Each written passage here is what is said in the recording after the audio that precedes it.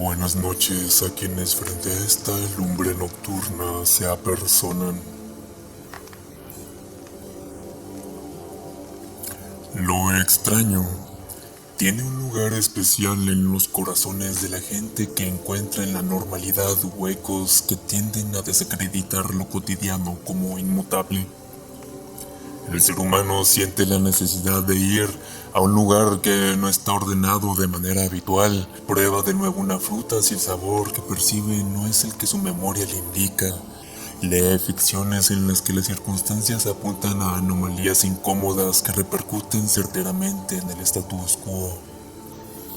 La normalidad, contrario a lo que se puede pensar, es algo que se puede trastocar con facilidad.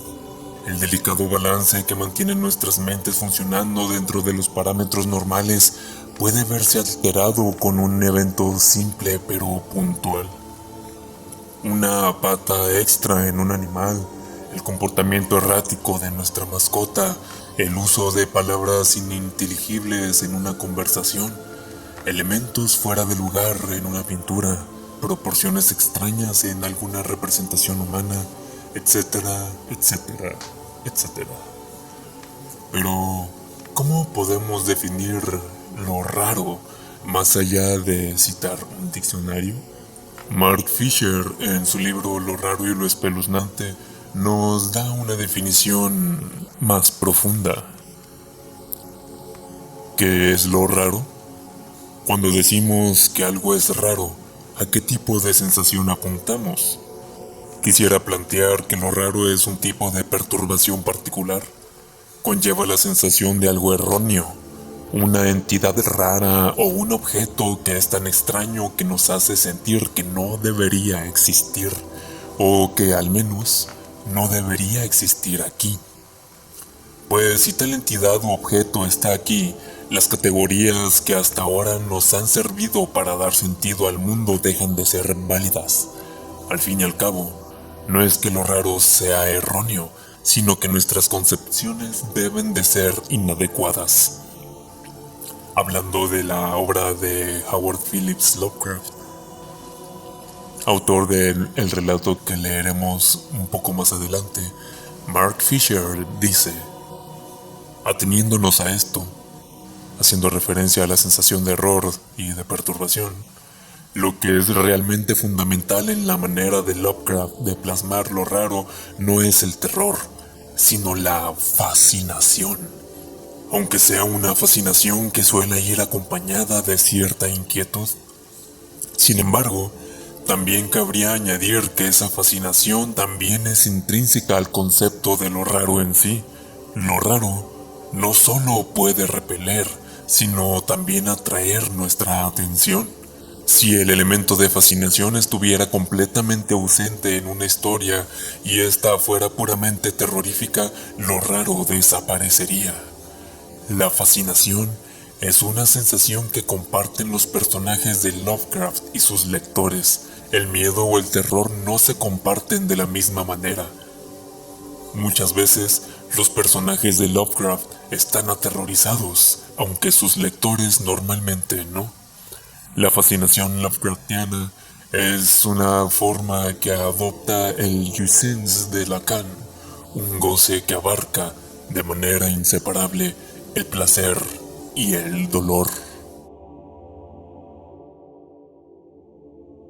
Lo extraño, lo discordante y lo espeluznante pueden encontrarse en muchas obras de Lovecraft, si no es que en todas. Pero en esta noche leeremos un relato en el que nuestro protagonista plasma figuras extrañas y siniestras sobre lienzos malditos y los introduce en la cotidianidad de los espectadores, quienes no tienen idea de lo que están presenciando. Procuren mantener vivas las flamas, pues es lo único que mantiene a raya a las extrañas criaturas que se retratan en el modelo de Pickman.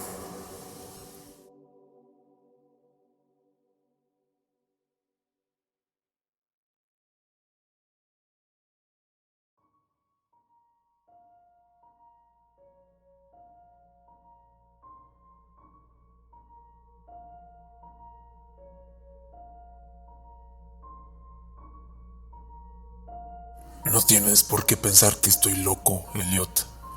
Muchos otros tienen manías raras. ¿Por qué no te burlas del abuelo de Oliver que jamás monta un automóvil? Si a mí no me gusta ese maldito metro, es asunto mío. Y además hemos llegado más deprisa en taxi. Si hubiéramos venido en tranvía, habríamos tenido que subir a pie la colina desde Park Street. Sé perfectamente que estoy más nervioso que cuando nos vimos el año pasado, pero no por ello debes pensar que lo que necesito es una clínica. Bien sabe Dios que no me faltan motivos para estar internado, pero afortunadamente creo que estoy en mi sano juicio. ¿Por qué ese tercer grado? ¿No acostumbrabas a ser tan inquisitivo? Bueno, si tienes que oírlo, no veo por qué no puedes hacerlo. Tal vez sea lo mejor, pues desde que te enteraste de que había dejado de ir al Art Club y me mantenía a distancia de Pigman, no has cesado de escribirme como lo haría un atribulado padre. Ahora que Pigman ha desaparecido de la escena, voy por el club de vez en cuando, pero mis nervios ya no son lo que eran. No sé qué ha sido de Pigman y prefiero no adivinarlo. Podrías haber sospechado que dejé de verle porque sabía algo confidencial. Ese es precisamente el motivo por el que no quiero pensar a dónde ha ido. Dejemos a la policía que averigüe lo que pueda, que no será mucho. A juzgar por el hecho de que no saben todavía nada de la vieja casa del North End que Pigman alquiló bajo el nombre de Peters. De eso voy a hablarte, y espero que entiendas antes de que haya terminado por qué no pienso ir a decírtelo a la policía. Me pedirían que les llevara hasta ahí, pero no podría volver a aquel lugar ni aún en el supuesto de que conociese el camino. Algo había allí. Bueno, por eso ahora no puedo coger el metro ni puedes reírte también de lo que voy a decirte, bajar a ningún sótano. Supongo que comprenderás que no dejé de ver a Pigman por las mismas estúpidas razones que le movieron a hacerlo esas mojigatas mujerzuelas que son el Dr. Reid, Joe Maynot o Rodwood. No me escandalizo ante el arte morboso, y cuando un hombre tiene el talento de Pigman considero un honor el haberle conocido, al margen de la dirección que tome su obra. Jamás tuvo Boston un pintor con las dotes de Richard Upton Pigman. Lo dije hace mucho y sigo manteniéndolo, y ni siquiera me retracté un ápice de lo dicho cuando expuso su demonio necrófago alimentándose. A raíz de aquello, como recordarás, Maynot dejó de tratarle. Tú sabes bien que producir obras como las de Pigman requiere un arte profundo y una especial intuición de la naturaleza. Cualquier ganapán de esos que dibujan portadas puede embadurnar un lienzo sin orden ni concierto y darle el nombre de pesadilla, aquelarre o retrato del diablo. Pero solo un gran pintor puede conseguir que resulte verosímil o suscite pavor. Y ello porque solo un verdadero artista conoce la anatomía de lo terrible y la fisiología del miedo. El tipo exacto de líneas y proporciones que se asocian a instintos latentes o a recuerdos hereditarios de temor. Y los contrastes de color y efectos luminosos precisos que despiertan en uno el sentido latente de lo siniestro. No creo que tenga que explicarte a estas alturas por qué un Fuseli nos hace estremecer, mientras que la portada de un vulgar cuento de fantasmas nos mueve a risa. Hay algo que esos artistas captan, algo que trasciende a la propia vida y que logran transmitirlos por unos instantes. Doré poseía esa cualidad. Simmel la posee, y otro tanto puede decirse de Angarola de Chicago. Y Pigman la poesía en un grado que jamás alcanzó nadie ni, quiéralo el cielo, alcanzará en lo sucesivo. No me preguntes qué es lo que ven. Tú sabes perfectamente que en el arte normal existe una gran diferencia entre lo vital y palpitante, ya proceda de la naturaleza o de modelos, y estas porquerías sin el menor valor que los pintorzuchos mercantilizados producen a discreción en el estudio. Bien. Pues diría que el artista realmente original tiene una visión que le lleva a configurar modelos o plasmar escenas del mundo espectral en que vive. De cualquier modo, consigue unos resultados que difieren tanto de los almibarados sueños del que quisiera dárselos de pintor, como la producción del pintor de la naturaleza de los pastiches del dibujante que ha conseguido cursos por correspondencia. Si yo hubiera visto lo que Pigman vio, pero basta. Será mejor que echemos unos tragos antes de seguir adelante. Dios mío, ya no estaría vivo si hubiera visto lo que aquel hombre, si es que hombre era. Recordarás que el fuerte de Pigman era la expresión de la cara. No creo que desde Goya nadie haya puesto tal carga de intensidad diabólica en una serie de rasgos o en una expresión, y con anterioridad a Goya, habría que retrocederse a aquellos artífices del medievo que esculpieron las gárgolas y quimeras de Notre Dame y del Mont Saint-Michel. Ellos creían en toda clase de cosas y posiblemente veían también toda clase de cosas, pues la Edad Media pasó por varias fases muy curiosas. Recuerdo que el año antes de irte le preguntaste a Pigman en cierta ocasión de dónde diablos le venían semejantes ideas y visiones. ¿No se echó a reír a carcajadas? A aquella risotada se debió en parte el que Reid dejara de hablarle. Reid, como bien sabes, acababa de empezar un curso sobre patología comparada y utilizaba un vocabulario un tanto engolado al hablar sobre el sentido biológico o evolutivo de este o de aquel síntoma físico o mental. Según me dijo, Pigman le desagradaba cada día que pasaba, hasta el punto de que al final llegó a casi asustarle, pues veía que sus rasgos y expresiones tomaban un cariz que no le gustaba, un cariz que no tenía nada de humano. Hablaba mucho sobre el régimen alimenticio y dijo que a su juicio Pigman era un ser anormal y excéntrico en grado sumo.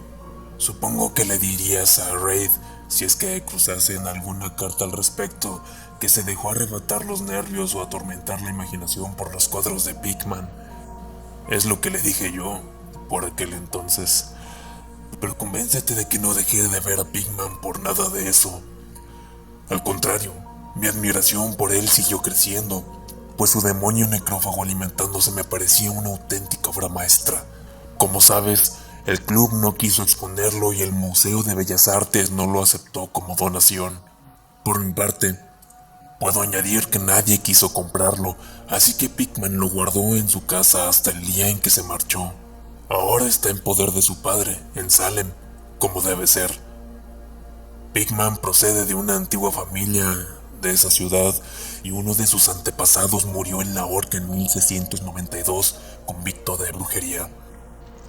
Adquirí la costumbre de visitar a Pigman con cierta asiduidad, sobre todo desde que me puse a recoger material para una monografía sobre arte fantasmagórico. Probablemente fuese su obra la que me metió la idea en la cabeza. En cualquier caso, hallé en él una auténtica mina de datos y sugerencias al ponerme a redactarla. Me enseñó todos los cuadros y dibujos que tenía, incluso unos bocetos a lápiz y pluma que habrían provocado, estoy absolutamente convencido, su expulsión del club si los hubiese visto ciertos socios. Al poco tiempo ya era un fanático de su arte y pasaba horas enteras escuchando cuál escolar teorías artísticas y especulaciones filosóficas lo bastante descabelladas como para justificar su internamiento en el manicomio de Danvers. La admiración por mi héroe, unida al hecho de que la gente empezaba a tener cada vez menos trato con él, le hizo mostrarse extremadamente confidencial conmigo, y una tarde me insinuó que si mantenía la boca bien cerrada y no me hacía el remilgado, me mostraría algo muy poco corriente, algo que superaría con creces lo que guardaba en casa. Hay cosas, dijo, que no van con Newburgh Street. Cosas que estarían fuera de lugar y que no cabe imaginarse aquí. Yo me dedico a captar las emanaciones del alma, y eso es algo que no se encuentra en las advenedizas y artificiales calles construidas por el hombre. Back Bay no es Boston, en realidad no es nada todavía, porque aún no ha tenido tiempo de acumular recuerdos y atraerse a los espíritus locales. En caso de haber fantasmas aquí, serían todo lo más los fantasmas domesticados de cualquier marisma pantanosa o gruta poco profunda, y lo que yo necesito son fantasmas humanos, los fantasmas de seres lo bastante refinados como para sumarse al infierno y comprender el significado de lo visto allí. El lugar indicado para vivir un artista es el North End. Si los estetas fueran sinceros, soportarían los suburbios, por eso de que allí se acumulan las tradiciones.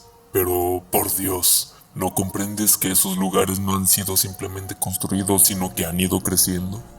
Allí, generación tras generación, la gente ha vivido, sentido y muerto, y en tiempos en que no se temía ni vivir, ni sentir, ni morir.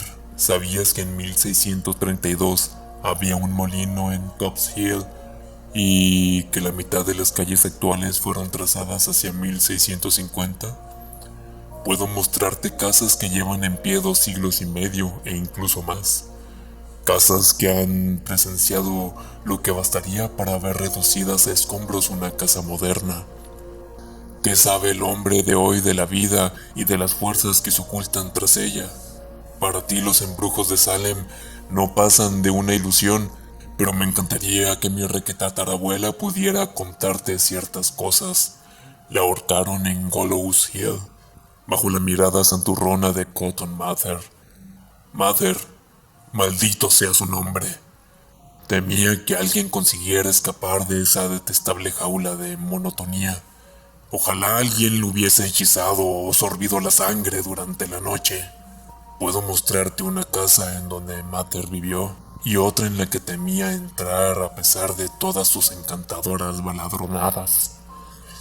Sabía cosas que no se atrevió a decir en aquel estúpido Magnalia o en no menos pueriles maravillas del mundo invisible. ¿Sabías que hubo un tiempo en que todo el North End estaba agujereado por túneles a través de los cuales las casas de ciertas personas se comunicaban entre sí y con el camposanto y con el mar? Mucho procesar y mucho perseguir así lo descubierto, pero cada día sucedían cosas que no podían entender y de noche se oían risas que no sabían de dónde provenían. En 8 de cada 10 casas construidas entre 1700 y sin tocar desde entonces, podría mostrarte algo extraño en el sótano. Apenas pasa mes que no se oigan hablar de obreros que descubren galerías y pozos cubiertos de ladrillos que no conducen a parte alguna al derribar este o aquel edificio. ¿Tuviste ocasión de ver uno cerca de Heckman Street desde el ferrocarril elevado el año pasado?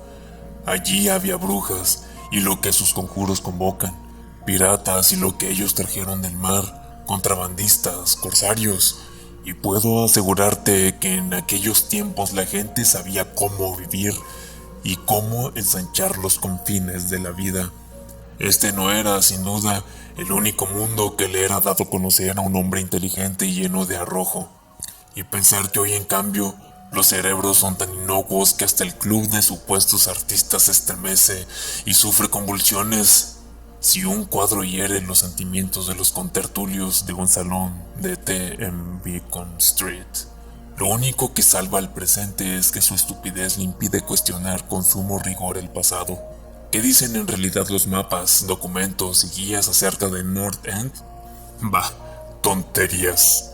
Así, a primera vista me comprometo a llevarte a 30 o 40 callejuelas y redes de callejuelas al norte de Pine Street, de cuya existencia no sospechan ni 10 seres vivos fuera de los extranjeros que pululan en ellas. ¿Y qué saben de ellas esos hombres de ficciones mediterráneas? No, Thorberg. Esos antiguos lugares se encuentran en el mejor de los sueños, rebosan de prodigios, terror y evasiones de lo manido y no hay alma humana que los comprenda ni sepa sacar partido de ellos. Mejor dicho, no hay más que una, pues yo no me he puesto a escarbar en el pasado para nada. Escucha, a ti te interesan estas cosas, y si te dijera que tengo otro estudio ahí, donde puedo captar el espíritu nocturno de los antiguos horrores y pintar cosas en las que ni se me hubiera ocurrido pensar en Newbury Street. Naturalmente no voy a contárselo a esas condenadas mujerzuelas del club, empezando por Reid, maldito sea, que va por ahí diciendo cosas tales como que yo soy una especie de monstruo que desciende por el tobogán de la evolución en sentido contrario. Sí, Thorberg. Hace mucho que decidí que había que pintar el terror de la vida del mismo modo que se pinta su belleza. Así que me puse a explorar en lugares donde tenía fundados motivos para saber que en ellos el terror existía. Cogí un local que no creo conozcan más de 3 hombres nórdicos aparte de mí. No está muy lejos del elevado, en cuanto a distancia se refiere, pero dista siglos por lo que al alma respecta. Lo que me impulsó a cogerlo es que el extraño y viejo pozo de ladrillo que hay en el sótano, ya sabes, uno de esos sótanos de los que te he hablado. El antro, pues no cabe otro calificativo, casi no se tiene en pie, por lo que nadie se le ocurriría vivir allí, y me avergonzaría decirte lo poco que pago por él.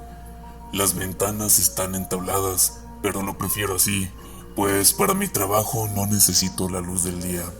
Pinto en el sótano, donde la inspiración me viene con facilidad, pero tengo otras habitaciones amuebladas en la planta baja. El dueño es un siciliano y le he alquilado bajo el nombre de Peters. Si te encuentras con ánimos, te llevaré a verlo esta noche. Creo que te gustarán los cuadros, pues, como dije, en ellos he puesto lo mejor de mi expresión artística. El trayecto hasta allí no es largo. A veces lo hago a pie, pues no quiero llamar la atención con un taxi en semejante lugar. Podemos tomar el metro de South Station y bajar en Battery Street. Desde allí no hay que andar mucho. Bueno, Elliot, tras semejante arenga, lo único que podía hacer era resistir los deseos de correr en el lugar, de andar en busca del primer taxi libre que saliera a nuestro encuentro. Después cogimos el elevado en South Station y hacia las 12 ya habíamos bajado las escaleras de Battery Street. Luego nos pusimos a andar a lo largo del viejo muelle de Constitution Wharf. No me fijé en los cruces, por lo que no sabría decirte dónde torcimos, pero puedo decir que no fue en Gringo Lane. Al torcer, subimos por un desierto callejón de lo más antiguo y sucio que haya visto jamás, de tejados desvencijados, con los cristales de las ventanas rotos y arcaicas chimeneas medio derruidas que se destacaban contra la luz de la luna. No creo que hubiera siquiera 3 casas en todo lo que abarcaba la vista que no estuvieran ya levantadas en tiempos de Cotton Mather. Cuanto menos divisaba 2 con un voladizo, y en cierta ocasión me pareció ver una hilera de tejados con el ya casi olvidado estilo holandés, aunque los anticuarios dicen que ya no queda ni uno solo en Boston. Al salir de aquel apenas iluminado callejón, torcimos a la izquierda, adentrándonos en otro igualmente silencioso y aún más estrecho, sin la menor luz, y en un instante me pareció que doblábamos una curva en ángulo obtuso siguiendo hacia la derecha. Al cabo de un rato Pigman sacó una linterna y la enfocó hacia una puerta antediluviana de 10 paneles, espeluznantemente ruida por la carcoma. Tras abrirla, mi anfitrión me introdujo hasta un vestíbulo vacío en donde, en otro tiempo, debió haber un magnífico artesonado de roble oscuro, sencillo, desde luego, pero patéticamente evocador de los tiempos de Andros, Phipps y la brujería, y a continuación me hizo traspasar una puerta que había a la izquierda, encendió una lámpara de petróleo y me dijo que me acomodara como si me encontrase en mi propia casa. Bueno, Elliot, soy uno de esos tipos a los que el hombre de la calle llama con toda justicia duro, pero confieso que lo que vi en las paredes de aquella habitación me hizo pasar un mal rato. Eran los cuadros de Pigman, ya sabes a los que me refiero, aquellos que no podía pintar en Newbury Street y ni siquiera le dejaron exponerlos allí. Y tenía toda la razón cuando dijo que se le había ido la mano. Bueno, será mejor que echemos otro trago. Lo necesito para contar lo que sigue. Sería inútil tratar de describirte aquellos cuadros, pues el más horroroso y diabólico horror, la más increíble repulsión y hediondez moral se desprendían de simples pinceladas imposibles de traducir en palabras.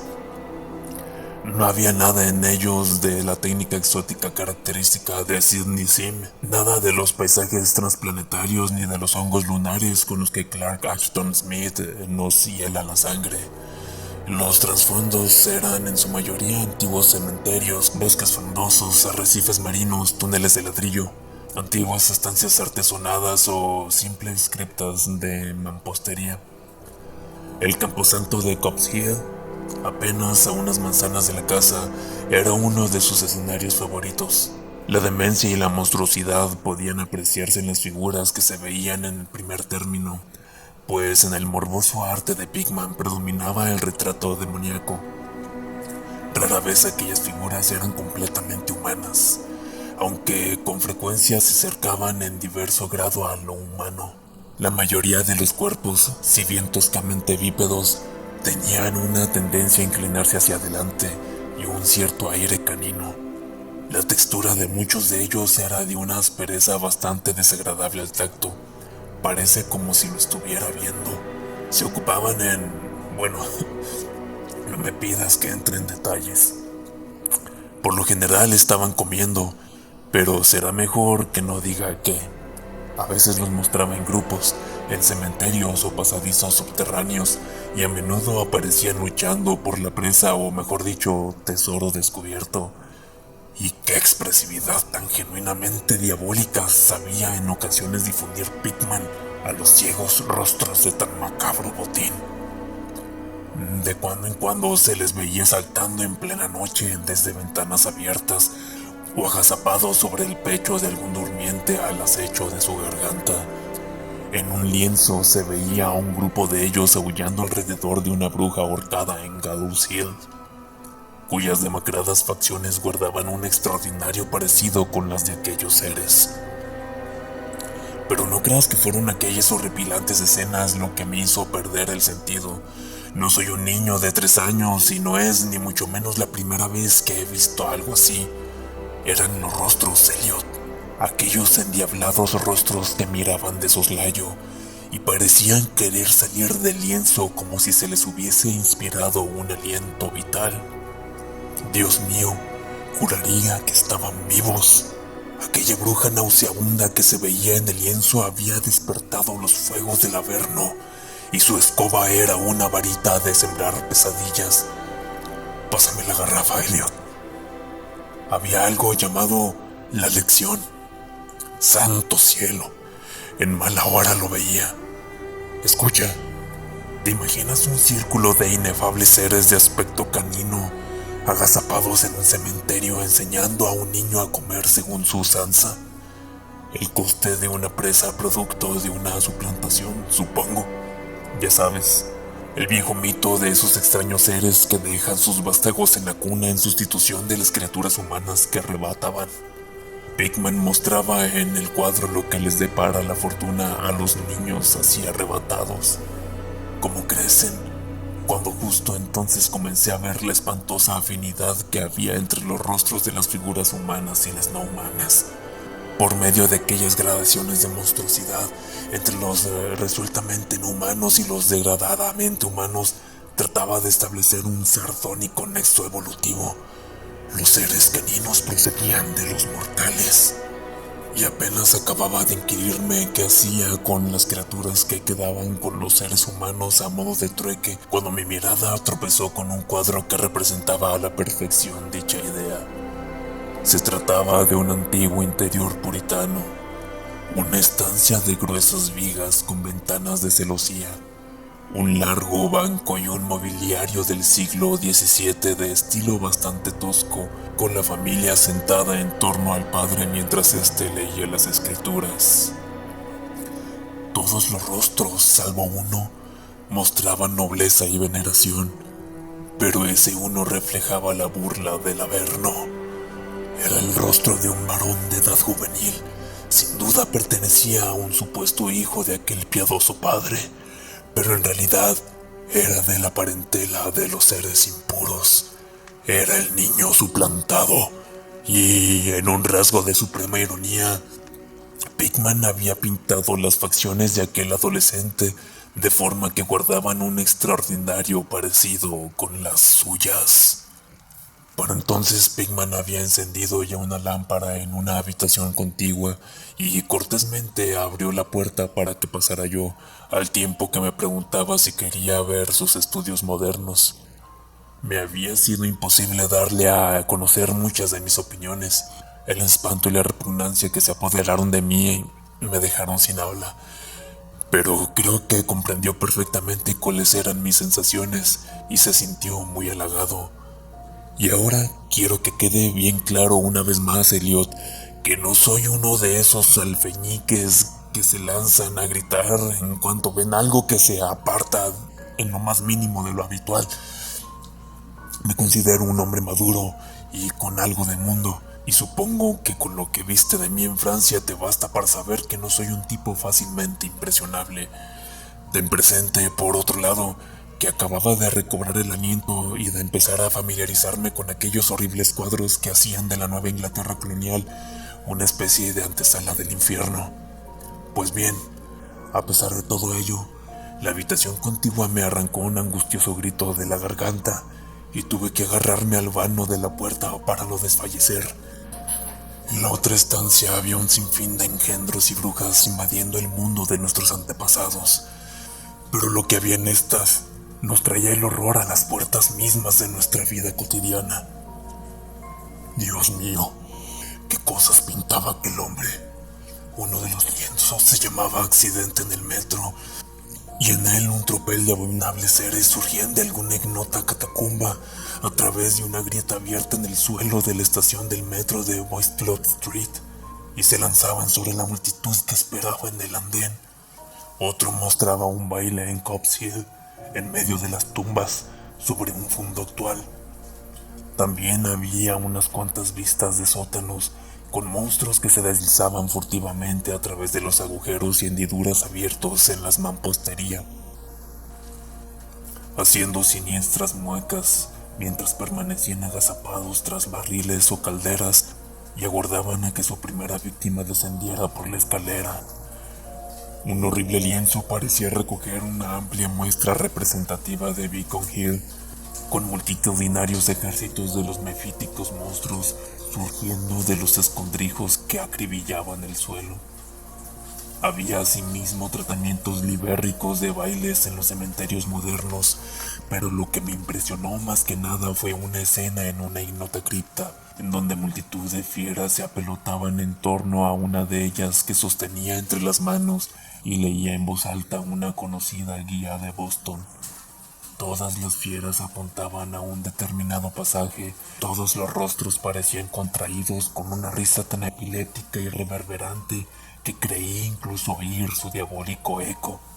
El título del cuadro era Holmes, Lowell y Longfellow yacen enterrados en Mount Auburn. A medida que recobraba el ánimo y me iba acostumbrando a aquella segunda estancia de arte diabólico y morboso, me puse a analizar algunos aspectos de la repugnancia y aversión que me inspiraba todo aquello. En primer lugar, me dije a mí mismo, aquellos seres me asqueaban porque no eran sino la más fiel muestra de la total falta de humanidad e insensible crueldad de Pickman. Semejante personaje debía ser un implacable enemigo de todo el género humano, a tenor del regocijo que mostraba por la tortura carnal y espiritual y la degradación del cuerpo humano. En segundo lugar, lo que me producía pavor en aquellos cuadros era precisamente su grandeza. Aquel arte era un arte que convencía. Al mirar los cuadros veíamos a los demonios en persona y nos inspiraban miedo. Y lo extraño de aquel caso era que la subyacente fuerza de Pickman no provenía de una selectividad previa o del cultivo de lo extravagante. En sus cuadros no había nada de difuso, de distorsionado ni de convencional. Los perfiles estaban bien definidos y los detalles eran precisos hasta rayar en lo deplorable. ¿Y qué decir de los rostros? Lo que allí se veía era algo más que simplemente interpretación de un artista, era el mismo infierno, retratado cristalinamente y con la más absoluta fidelidad. Eso es justo lo que era, cielos. Aquel hombre no tenía nada de imaginativo ni de romántico, ni siquiera trataba de ofrecernos las agitadas y multidimensionales instantáneas que nos asaltan en los sueños, ni que fría y sardónicamente refleja un mundo de horror estable, mecanicista y bien organizado, que él veía plena, brillante, firme y resueltamente. Solo Dios sabe lo que podría ser ese mundo o dónde llegó a vislumbrar Pigman las sacrílegas formas que lo trotaban, brincaban y se arrastraban por él. Pero cualquiera que fuese la increíble fuente en que se inspirasen sus imágenes, una cosa estaba fuera de duda: Pigman era, en todos los sentidos, tanto a la hora de concebir como de ejecutar, un concienzudo y casi científico pintor realista. A continuación bajé tras mi anfitrión a un estudio en el sótano y me preparé para el asalto de algo diabólico entre aquellos lienzos sin terminar. Cuando llegamos al final de la escalera impregnada de humedad, Pigman enfocó la linterna hacia un rincón del enorme espacio que se abría ante nosotros, iluminando el brocal circular de ladrillo de lo que debía ser un gran pozo excavado en el terroso suelo. Nos acercamos y vi que el orificio medía aproximadamente 1,5 metros de diámetro, con paredes que tendrían 1 pie de grosor, y estaba unas 6 pulgadas por encima del nivel del suelo, una sólida construcción del siglo XVII, si no me equivocaba. Aquello, decía Pigman, era un buen ejemplo de lo que había estado hablando antes, una abertura de la pared de túneles que discurrían bajo la colina. Observé distraídamente que el pozo no estaba recubierto de ladrillo y que por toda cubierta tenía un pesado disco de madera. Pensando en todas las cosas a las que el pozo podía hallarse conectado, si las descabelladas ideas de Pigman eran algo más que mera retórica, un escalofrío me recorrió el cuerpo.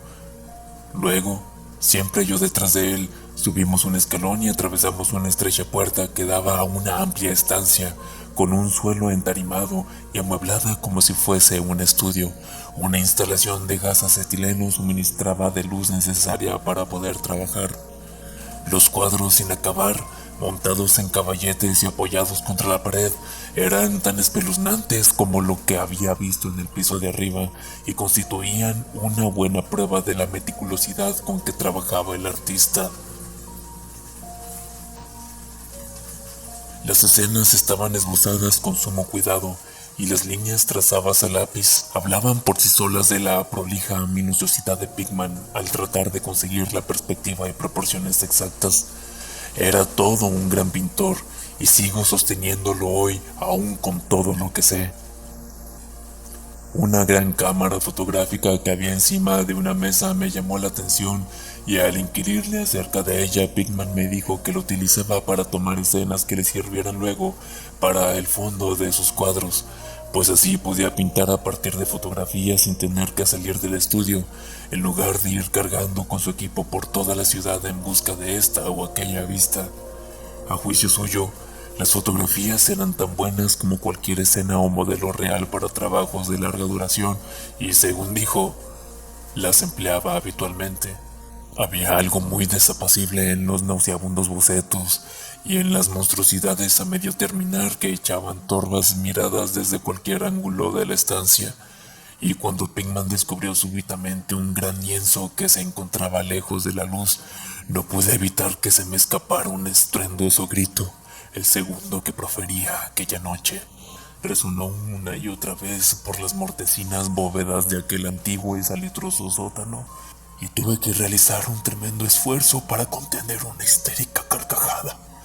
Dios misericordioso, Elliot. No sé cuánto había de real y cuánto de febril fantasía en todo aquello. Jamás podría imaginarme semejante sueño. El cuadro representaba un colosal e indescriptible monstruo de centelleantes ojos rojos, que tenía entre sus huesudas garras algo que debió haber sido un hombre, y le roía la cabeza como un chiquillo chupa una paleta. Estaba en cuclillas y al mirarle parecía como si en cualquier momento fuera a soltar su presa en busca de un bocado jugoso. Pero maldición, la causa de aquel pánico atroz no era ni mucho menos aquella diabólica figura, ni aquel rostro perruno de orejas puntiagudas, ojos inyectados de sangre, nariz chata y labios babeantes. No eran tampoco aquellas garras cubiertas de escamas, ni el cuerpo recubierto de moho, ni los pies semiangulados. No era nada de eso. Aunque habría bastado cualquiera de tales notas para volver loco al hombre más pintado. Era la técnica, Elliot. Aquella maldita, implacable y desnaturalizada técnica. Puedo jurar que jamás había visto plasmado en un lienzo el aliento vital de tal forma, tan real. El monstruo estaba presente allí, lanzaba feroces miradas, roía y lanzaba feroces miradas, y entonces pude comprender que solo una suspensión de las leyes de la naturaleza podía llevar a un hombre a pintar semejantes seres, sin contar con un modelo, sin haberse asomado a ese mundo inferior que a ningún mortal no vendido al diablo le ha sido dado ver. Sujeto con una tachuela, a una parte sin pintar del lienzo había un trozo de papel muy arrugado. Probablemente, pensé, sería una de esas fotografías de las que se sirve Pickman para pintar un trasfondo no menos horroroso que la pesadilla que se destacaba sobre él. Alargué el brazo para estirarlo y ver de qué se trataba, cuando de repente Pickman dio un respingo como si lo hubieran pinchado. Había estado escuchando con suma atención desde que mi grito de pavor despertó insólitos ecos en el oscuro sótano, y ahora parecía estar poseído de un miedo que, si bien no podía compararse con el mío, tenía un origen más físico que espiritual. Sacó un revólver y me hizo un gesto de que me callara, tras lo cual se encaminó al sótano principal y cerró la puerta detrás suyo. Creo que me quedé paralizado por unos instantes. A semejanza de Pickman, aguzé el oído y me pareció oír el leve sonido de alguien que corretea, seguido por unos alaridos o golpes en una dirección que no sabría decir. Pensé en ratas gigantescas y sentí que un escalofrío me recorría todo el cuerpo. Luego se oyó un amortiguado estruendo que me puso la carne de gallina, un sigiloso y vacilante estruendo, aunque no sé cómo expresarlo en palabras. Parecía como si un gran madero hubiese caído encima de una superficie de piedra o ladrillo. Madera sobre ladrillo. ¿Me sugería algo aquello? Volvió a oírse el ruido, esta vez más fuerte, seguido de una vibración como si el cuadro cayera ahora más lejos. A continuación, se oyó un sonido chirriante y agudo, a Pickman farfullando algo en voz alta y la atronadora descarga de las 6 recámaras de un revólver, disparadas espectacularmente, tal como lo haría un domador de leones para impresionar al público. A renglón seguido, un chillido o un granido amortiguado y un fuerte batacazo. Luego, más chirridos producidos por la madera y el ladrillo, seguidos de pausas y de una apertura de la puerta, sonido que me produjo, lo confieso, un violento sobresalto. Pickman apareció con su arma, aún humeante, al tiempo que impercaba a las abotargadas ratas que infestaban el antiguo pozo. «El diablo sabrá qué comen, Thorber», dijo esbozando una irónica sonrisa. «Pues esos arcaicos túneles comunican con cementerios, guaridas de brujas y llegan hasta el mismo litoral. Pero sea lo que sea, han debido quedarse sin provisiones, pues estaban rabiosas por salir. Tus gritos debieron excitarlas. Lo mejor será andar con cuidado por estos parajes.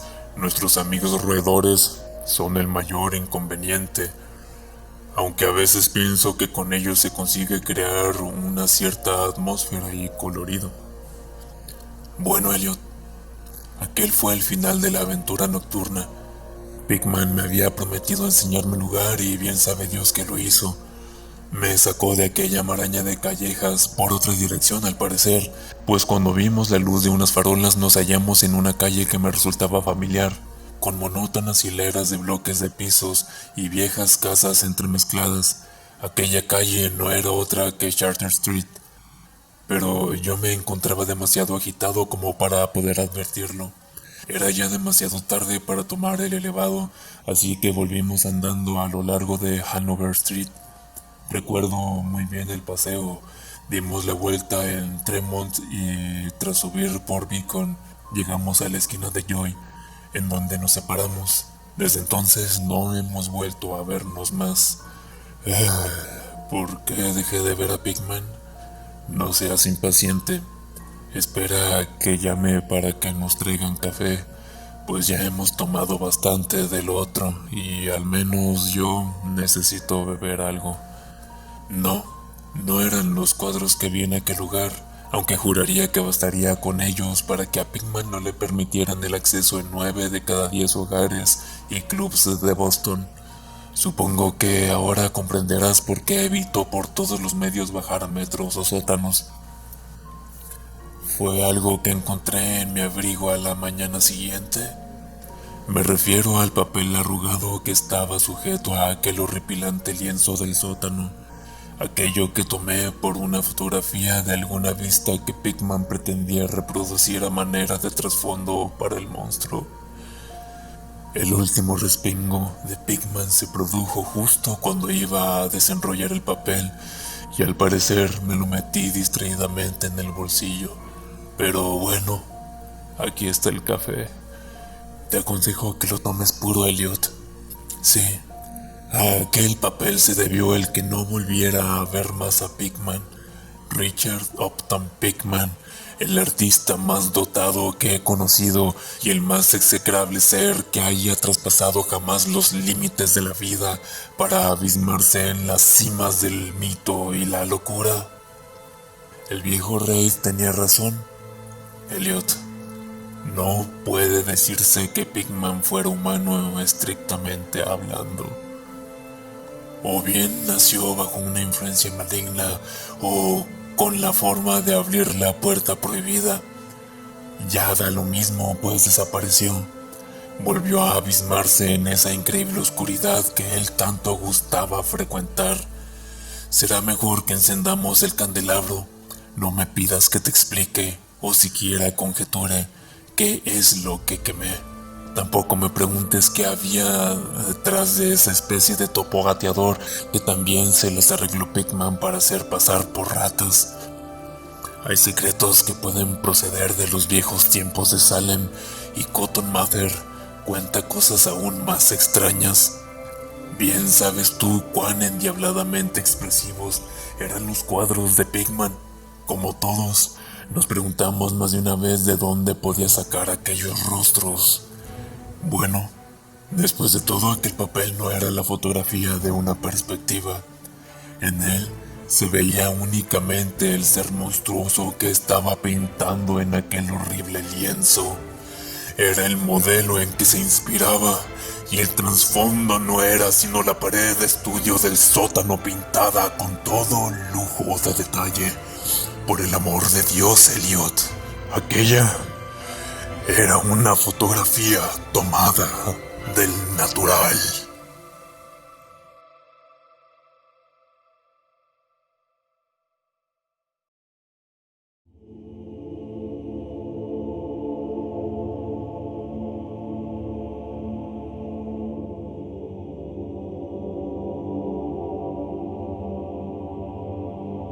¿Qué sucedió con Pickman? No es un enigma absoluto. Si bien en este relato se habla de su desaparición, ustedes mismos pueden saber con certeza su paradero en otro texto de Howard Phillips. De hecho, ya lo hemos mencionado con regularidad. La búsqueda soñada de la ignota Kadat. No leeremos el pasaje exacto en el que se relata exactamente qué sucedió con Pickman, para despertar su curiosidad y que vayan y agarren ese pequeño conglomerado de signos, señales y símbolos.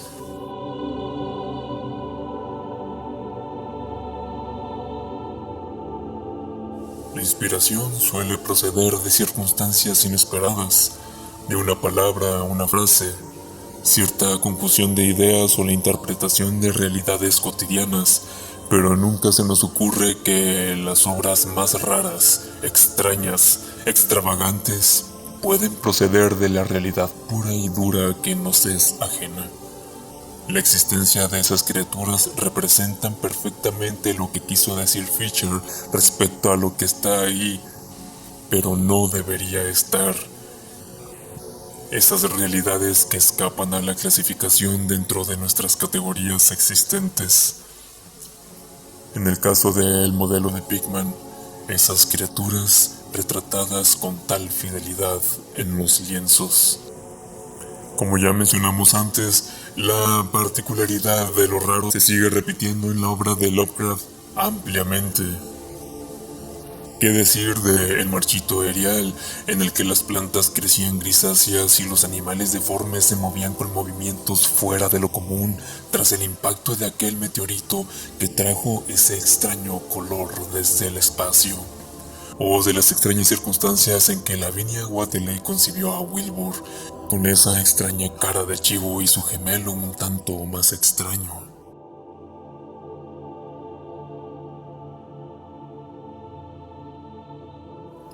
Hay que tener en cuenta el hecho de que lo raro se mueve dentro de los límites de lo verosímil. Es decir, si algo sale de lo verosímil, deja de ser raro a ser fantástico, y aunque lo increíble puede tener tintes de rareza, no siempre lo raro tiene propiedades inverosímiles. Leamos las palabras de H.P. Lovecraft en Notas sobre escribir ficción rara respecto a las características de la literatura extraña. Al transcribir una historia extraña, siempre trato muy cuidadosamente de lograr el ambiente y la atmósfera correctos, y pongo el énfasis donde corresponde. Uno no puede, excepto en la ficción de charlatán de pulpa inmadura, presentar un relato de fenómenos imposibles, improbables o inconcebibles como una narración común de actos objetivos y emociones convencionales. Los eventos y coincidencias inconcebibles tienen una desventaja especial que superar, y esto se puede lograr solo a través del mantenimiento de un realismo cuidadoso en cada frase de la historia, excepto que tocar la maravilla dada. Esta maravilla debe ser tratada de manera muy impresionante y deliberada, con una cuidadosa acumulación emocional, ya que parecerá plana y poco convincente. Siendo lo principal en la historia, su mera existencia debería eclipsar a los personajes y eventos. Pero los personajes y los eventos deben ser conscientes y naturales, excepto donde tocan la maravilla única. En la relación con la maravilla central, los personajes deben mostrar la misma emoción abrumadora que personajes similares mostrarían hacia tal maravilla en la vida real. Nunca dejes una maravilla por sentado, incluso cuando se supone que los personajes están acostumbrados a la maravilla. Trato de tejer un aire de asombro e impresión correspondiente a lo que el lector debe sentir. Un estilo casual arruina cualquier fantasía seria.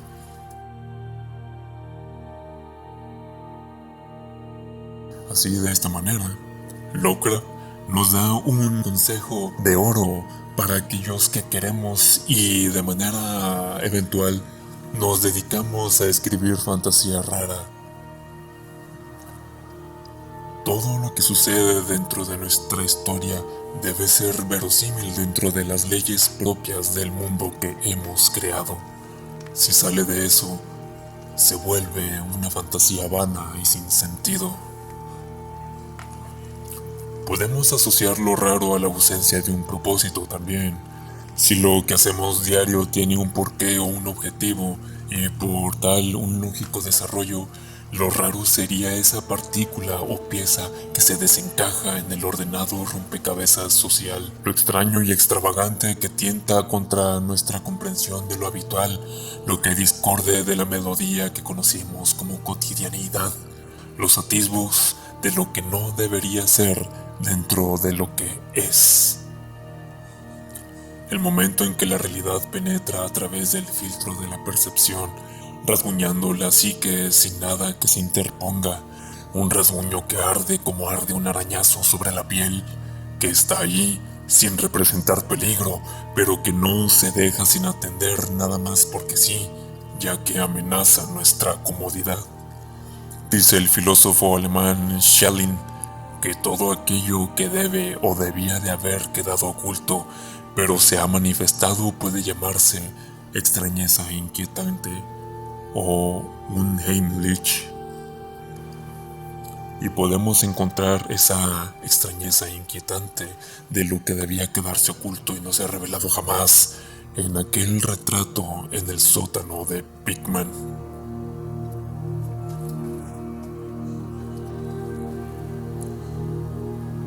La inmortalidad no es más extraña ni increíble que la muerte, dijo Borges.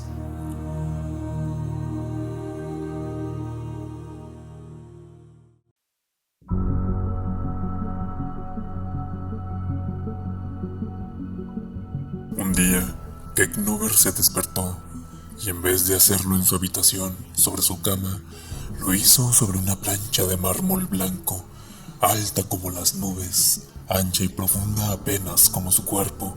Se sentó ya sin sueño y las sábanas cayeron cubriendo sus muslos, en medio de un recinto ciclópeo conformado de 4 columnas que sostenían una cúpula gigantesca que se alzaba hasta penetrar el cielo. El aire soplaba gentil y templado. La luz de un atardecer inmaculado llenaba el completo espacio. No se explicaba lo acontecido y nada dentro de su alma le exigía explicación.